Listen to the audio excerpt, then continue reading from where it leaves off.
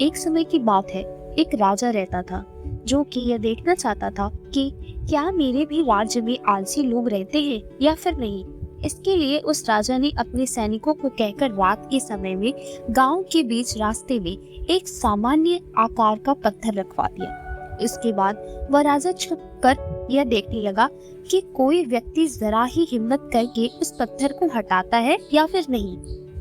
राजा वहां बहुत समय से खड़ा था और देखता रहा, लेकिन किसी ने भी उस पत्थर को हटाने की कोशिश नहीं की। उस राजा के कुछ सबसे धनी व्यापारी और दरबारी भी उस पत्थर के पास से होकर गुजरे, लेकिन उन्होंने भी उस पत्थर को बीच रास्ते से हटाने की कोशिश नहीं की। कुछ आने जाने वाले लोग राजा को ही दोषी ठहरा रहे थे कि राजा कितने लापरवाह हैं, राज्य की सफाई का ध्यान नहीं रखते हैं। कुछ समय बीतने के बाद उसी पत्थर से होकर एक सब्जी वाला गुजर रहा था। तभी उसने उस पत्थर को देखा और उसे वहां से हटाने का निर्णय भी लिया। सब्जी वाले ने अपने सब्जी का भार नीचे रखा और उसे पत्थर को हटाने की कोशिश करने लगा। पत्थर थोड़ा भारी था, लेकिन कुछ समय की मशक्कत के बाद वह पत्थर को वहां से हटा देता है।